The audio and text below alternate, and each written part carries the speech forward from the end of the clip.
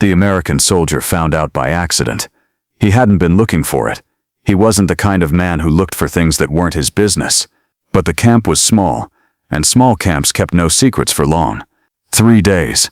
The prisoner in bunk 14 hadn't eaten in 3 days.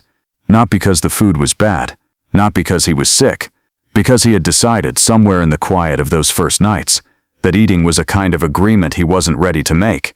The soldier stood outside the barracks door for a long time before going in. The camp sat on the edge of a town in southern Pennsylvania, a converted fairground with wooden buildings that still smelled faintly of animals and hay.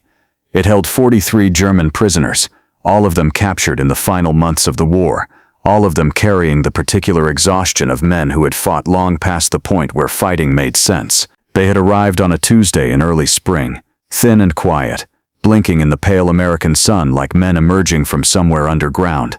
The Americans had processed them efficiently. Names, numbers, bunk assignments, meal schedules. The camp ran on routine, which the prisoners understood, and the guards relied on. Routine meant nobody had to make decisions. Decisions in a place like this were where things went wrong. For the first week, everything went according to routine. Then the prisoner in bunk 14 stopped eating. His name, according to the roster, was a long German name that most of the guards shortened to something easier. He was perhaps 35, slight, with the hands of someone who had worked with paper rather than machinery, thin fingers, ink stains that hadn't fully faded. Before the war, someone said he had been a teacher. Nobody could confirm this.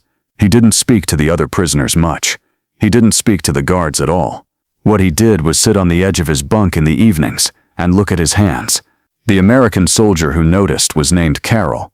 He was 23, from a small town in Ohio, and had ended up in the camp administration by virtue of being able to type faster than anyone else in his unit. He was not a hard man, but he was not a soft one either. He had seen enough of the war to know what it did to people, and he had made a private arrangement with himself not to think about it more than necessary. He noticed the tray on the second day. Full returned to the kitchen untouched. On the third day, the same. On the morning of the fourth day, he went to the kitchen before the breakfast distribution and asked the cook quietly whether the prisoner in bunk 14 had eaten anything at all. The cook said, "Not that I've seen." Carol stood at the serving window for a moment. Then he picked up an extra tray, filled it himself, bread, eggs, coffee, and walked across the yard to the barracks. The prisoner was sitting on the edge of his bunk as usual, looking at his hands. Carol set the tray on the footlocker beside the bunk. He didn't say anything. He didn't have enough German for anything useful, and the prisoner's English, if he had any, had not been offered. He simply set the tray down and stood there. The prisoner looked at the tray. Then he looked at Carol. Then he looked back at his hands. Carol pulled a wooden stool from under the next bunk, set it down, and sat on it. He didn't look at the prisoner. He looked at the wall, at the rough wooden planks, at a knot in the wood that was shaped approximately like nothing in particular. They sat like that for a long time, long enough for the morning light to move across the floor, long enough for the sounds of the camp outside, guards changing, prisoners moving to the yard, the distant clank of the kitchen, to become familiar and then fade into background.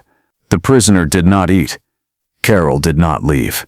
At some point the prisoner said something in German. Carol didn't understand it. He said in English, "I know."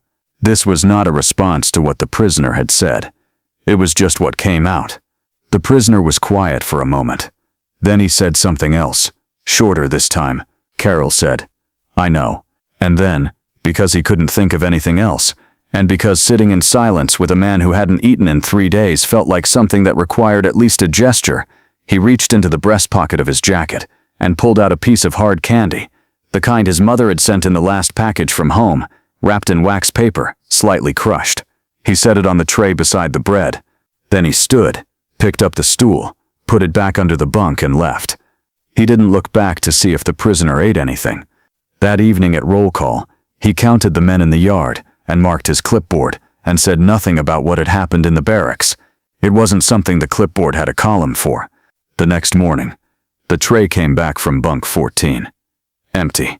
Carol saw it in the kitchen and didn't say anything about it. He helped carry the breakfast trays across the yard, distributed them through the hatch, went back to his administration work. He did not go to the barracks again. He did not check the tray at midday, or at the evening meal. But on the third morning after the candy, when he was crossing the yard with his clipboard, the prisoner from bunk 14 was standing near the east fence, looking at the field beyond it.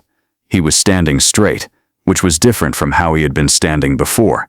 Not military straight, just the straight of a man who has made a decision to hold himself upright. Carol walked past him. He didn't nod or speak. There was nothing to say that wasn't already said. That afternoon, one of the other prisoners, a stocky man who had been a mechanic before the war and had quickly made himself useful repairing the camp's water pump, came to the administration window where Carol worked. He spoke in halting English, the English of a man who had learned it somewhere practical and forgotten most of it. He said, "The man in 14. You went to him?" Carol said yes. The mechanic was quiet for a moment.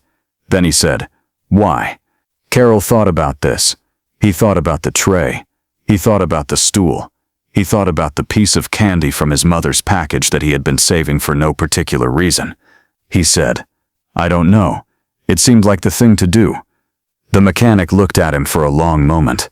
Then he nodded once, slowly, and went back across the yard. Carol watched him go and then went back to his typing. The prisoner in bunk 14 ate every meal for the rest of the month. Not enthusiastically.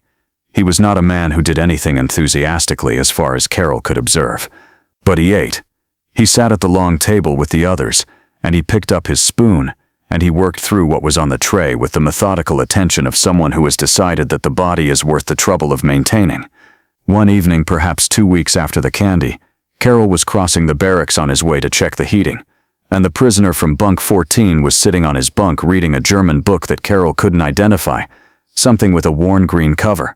As Carol passed, the prisoner looked up. He didn't speak. He simply looked up, held Carol's gaze for a moment, and then looked back down at the book. Carol kept walking. At the end of the hall, he stopped and stood for a moment in the dark, his hand on the wall. He thought about what the look had meant.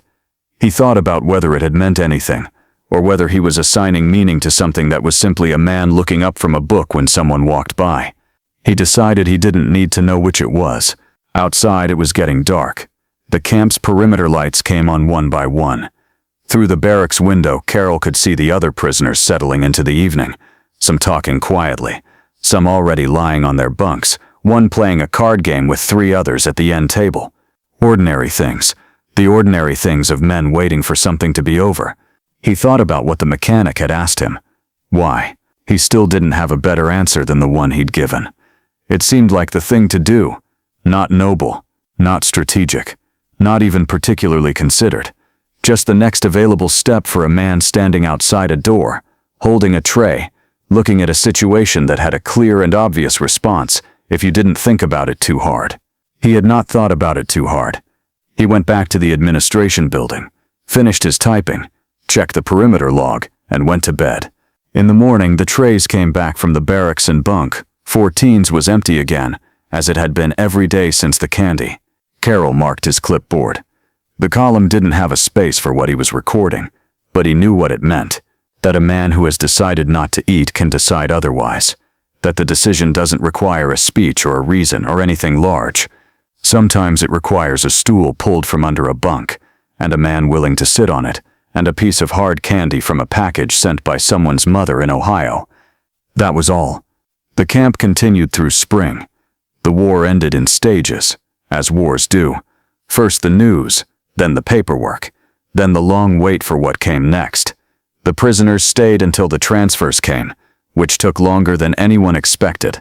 On the last day, when the trucks were being loaded, Carol was at the gate with his clipboard checking names.